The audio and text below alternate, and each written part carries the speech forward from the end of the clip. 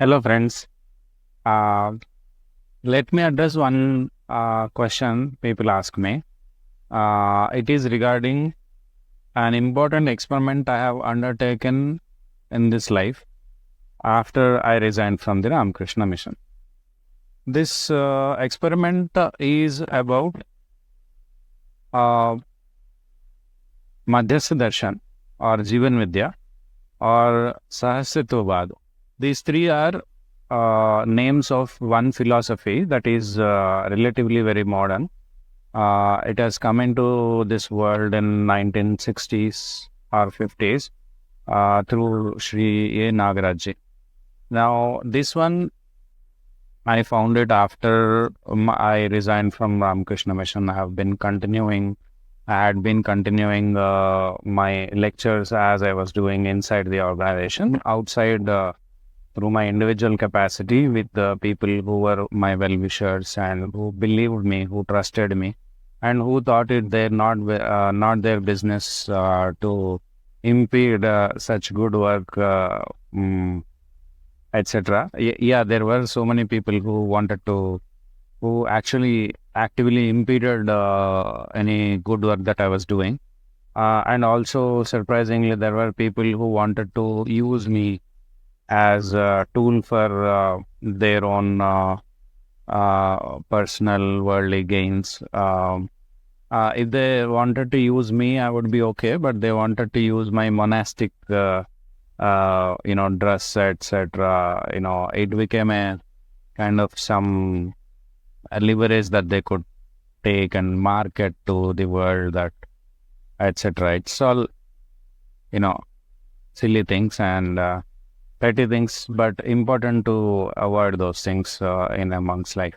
Now, what happened is, so I was doing this. I was not able to find a sustainable. I was continuing what I was doing in the RK mission, but then that I found it to have one big problem, that is sustainability. And another problem is that it depended on donations. So I had to find a sustainable solution for that because the lectures and workshops I was doing, they were all, each one of them was appreciated by so many people. In writing, I think I had, or I don't know whether I have them now. I have them all. Every school or college, the principal with green ink, and they have written very great appreciation notes, and they all wish that this has to happen everywhere in the country. So the success was astounding, a very resounding success regarding the work that I was doing. Whatever work I was doing inside the RK Ramakrishna Mission, I was doing outside also. That was successful, but I was not able to find a sustainability element to that, because how long will I be able to do this? The other thing is Ramakrishna Mission or any such organizations are designed to be only catalysts in the reaction that the world is undergoing with various elements, but that we are not part of the world. We only try to become a catalyst. So catalyst definition is that you don't involve in the reaction that is happening between the chemicals, but you hasten the process. You make the process much quicker. So that is the role of a monk. But I was not able to do it because I was not able to do it. I was able to do it, but I was not able to think that will continue. That I should continue, because if I show some examples, then this is the example. If I show how to do this, then there should be so many other youngsters who should come out and generously spend their time, attention, money, everything on their mind, and take this kind of work, and then form different units, and then go in different places to scale up, so that this work will happen everywhere in the country, so that the country can awake.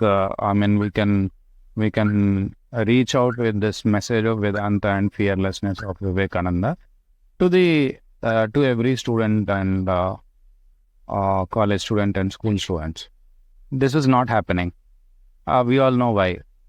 Because people like me are rare, and some people, those people who deeply appreciate, who lightly appreciate, are there.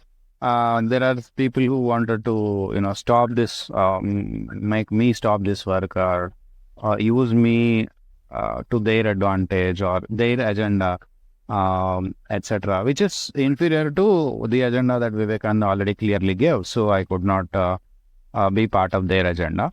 Not that that is wrong or anything, not necessarily all the time. Therefore, what happened is the sustainability question came into picture. The number 2 point, the 1 point you understood what it is, that I cannot scale up. The second point is that I was only introducing 2-3 hours of good workshops, was able to pump them up, but pump all the students up. Teachers also were very inspired. But, if I don't go to them, the same students and teachers, again and again, if I don't spend more time, much longer, maybe a few years, I know that their lives will not be formed. That is, it is whatever I gave was only an eye-opener kind of thing, but it is not certainly enough to sustain the kind of energy that they received at that time. So that was a big question. On the third problem was donations. Now, where will I collect donation? The organization that I came out of, because of various reasons, which I will mention in some other this one, which is purely ideological differences. Not even ideological, I can, but where the emphasis must be, whether on education or not, etc. खिचड़ी बांटना चाहते हो या आप you want to do actual Shiva Gnana Jiva Seva. So big questions. But anyway, so it was, I always stayed disciplined and I never said anything about them. But they actively asked their, whoever frequent their places, their ashrams, they asked this person to not involve themselves in helping this work that I was doing, which that person himself came and offered to me that I should do it under their banner, and that he would donate some 5,000 per month for the work that I was doing. And under their banner, I warned that person that if you do this, if you help me, they will stop you. So please verify. Then he said, Swamiji, you are doing such a great work that we are ashamed that we are not able to do it. The work that organization is also not doing much, and we are not able to do, and you are doing it. So the least that we can do is, contribute to that a little. So if you can kindly do this work. So I agreed. And as I told already, after some few months, this organization forbade him to give any donation to this work. So there were so many problems like that. I sent appeal to everybody that I do not see. Basically, I'm not good in marketing. I'm not supposed to be good in marketing or sales or collecting donations, etc. I don't have much relationship with money, etc. I can work. I know what is right. My role is directional, but not anything else. Therefore, I was not even inclined to collect donations or please people with the aim that they will give some money to me. That was very unthinkable for me. But I was compelled to do so. And when I look at somebody who has the capacity to help me, I would, instead of looking at God in this form, I would look at that person like whether this person will help me to give, help me continue this work and in terms of funds. I didn't think that was right. It was I'm a very conscientious person, so I was not able to do that for long. And I didn't certainly think that it was the way to go forward.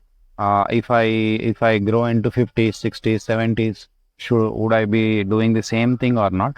That I thought about it. No, I should find a sustainable solution. At this time, I came to this Jivan Vidya somehow, Jivan Vidya, Madhyastha Darshan and Sahasitovad.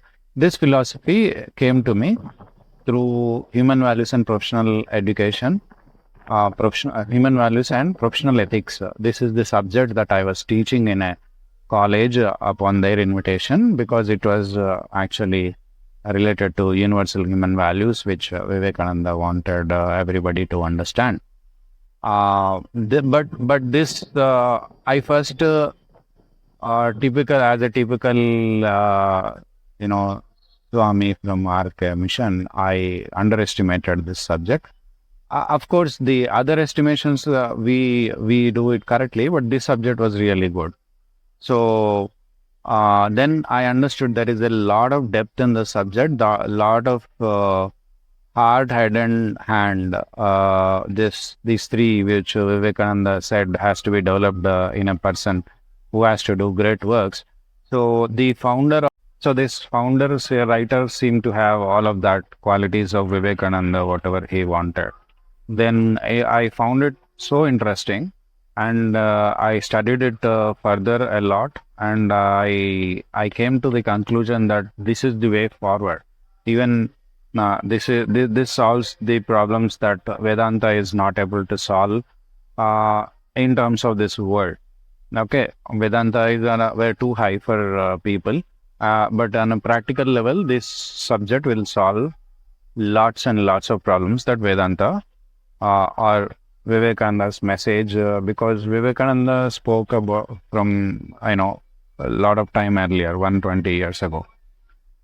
Now we need more practical and many more dimensions of economical, psychological, sociological, philosophical, so many other dimensions that are related to the practical world and actual methods, and so many things are there in this subject that we need to take it very seriously, and this will fulfill what Vivekananda wanted. This is what I felt, and as part of that,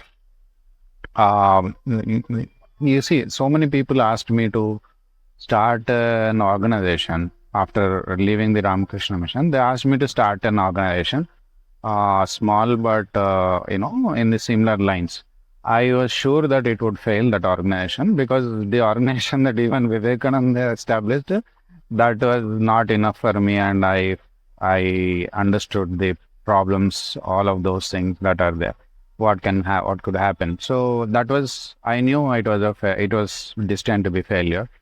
So if I was an individual monk, and okay, the society now is not feeding me, at least if suppose I go to Bhiksha every day, will people give me Bhiksha?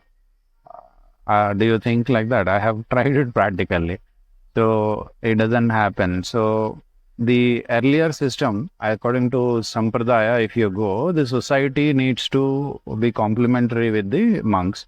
Monks will give direction to the society, and society in turn will take care of the monks' material needs. And I'm not even asking for my material needs. I'm asking for the work of Vivekananda that I'm doing, which I can give accounts for, not bills, but accounts for. Bills wherever possible I would give, but I cannot give you an ITG certificate, etc.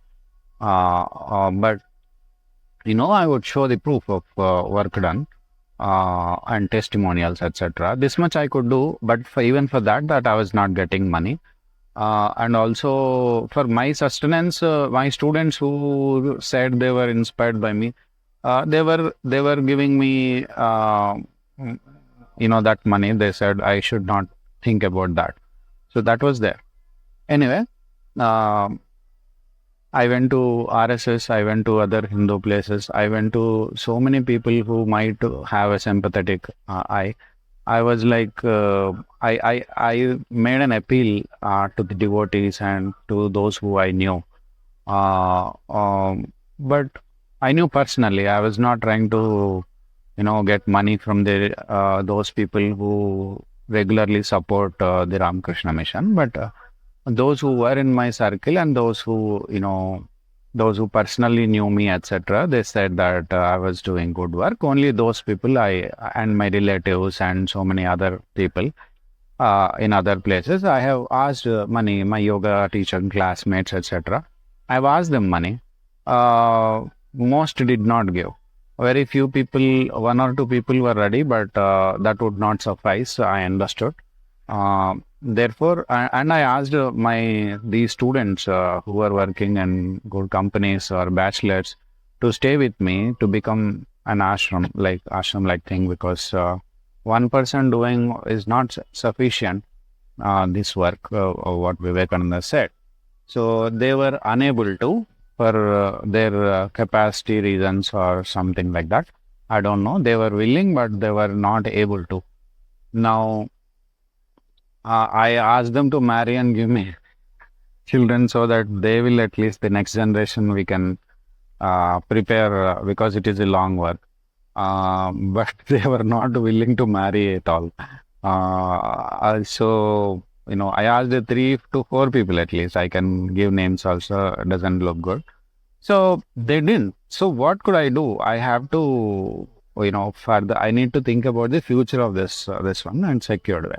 So according to this Madhyas Darshan, which I found at that time, I found one method. See, if I cannot be an individual monk and be supported by society, in turn, which I'm doing service to the society, but society, that is not happening.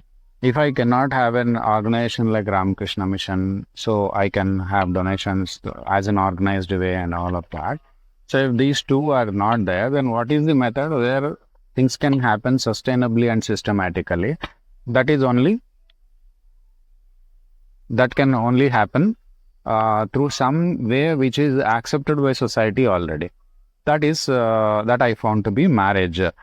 Though ideologically people have some as thinking from monastic point of view, from marriage point of view, but in a very very constructive way, very purposeful way, this marriage is designed, defined, and it is not for your self, not for your pleasure or anything like that. It is very, very carefully defined, and relationships are also very carefully studied and defined in this Madhyas Darshan. There are 14 books, big books, which deal with this properly, like science and mathematics. Therefore, I went to study, and then in time I understood that the method to go forward is, because marriage is an institution accepted from long time in this world.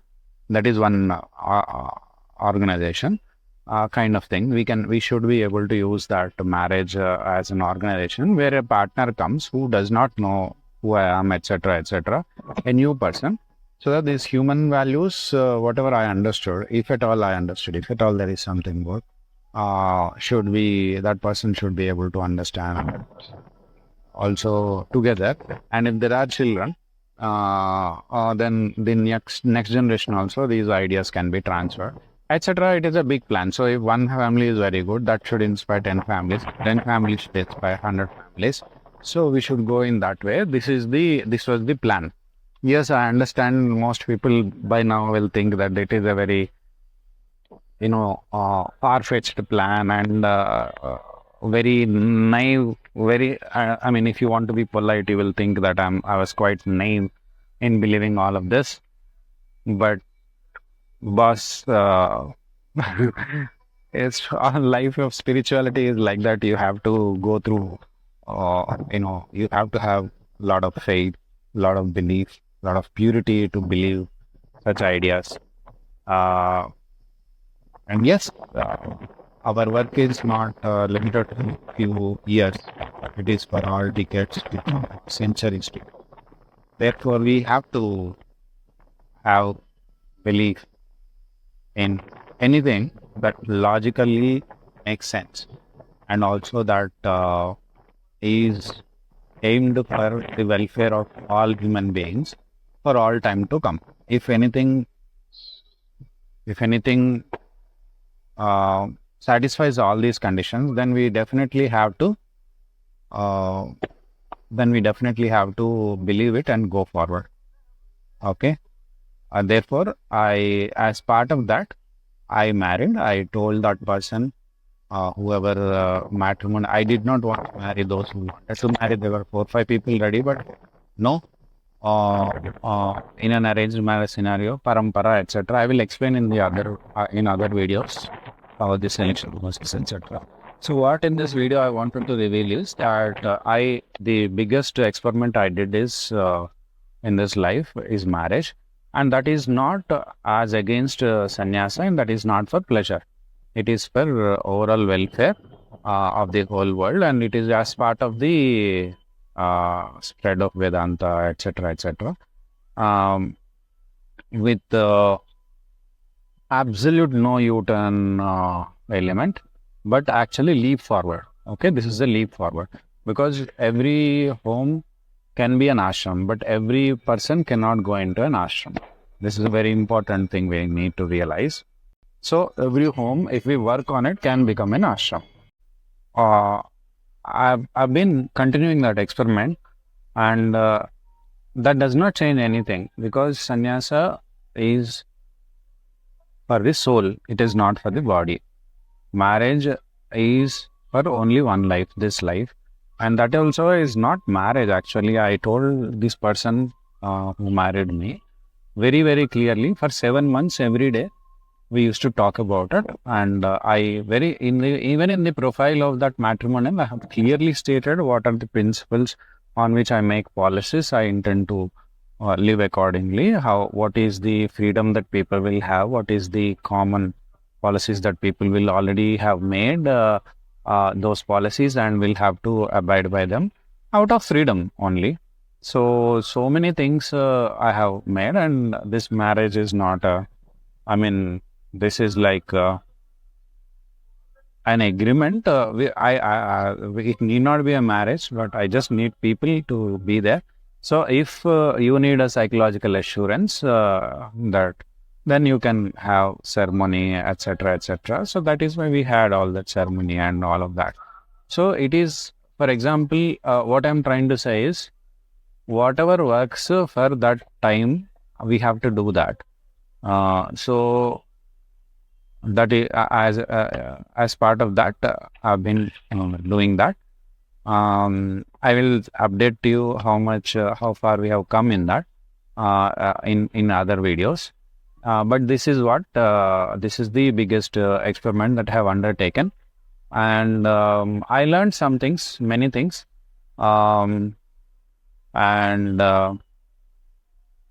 interestingly, you have to understand, Sri Ramakrishna, whenever he has experimented with so many religions, you all know that, you should read in his life. He has become a Christian, he had become a Muslim, he had become a, so many other Shakteya, he had become a Tantric, he had become a Vedantic, he had practiced all sorts of things. Even after sannyasa, he was with his wife, though not having any physical sex or anything like that. So there are so many things that Sri Ramakrishna experimented with and drawn conclusions as part of his spiritual practice. And as part of my spiritual practice, I had to do this, and I don't think I'm not apologetic about it or anything like that. I'm not looking for any approval. I'm not at all. I'm just telling those people, I'm just recording that this is what happened, and behind this, these are the reasons behind it. If you are able to believe it, believe it. If not, it doesn't matter. Nothing matters. Nobody. It is out of my own free will, and also according to what I have understood in life, this is happening. Anyway, thank you for listening so far. Uh, Bye.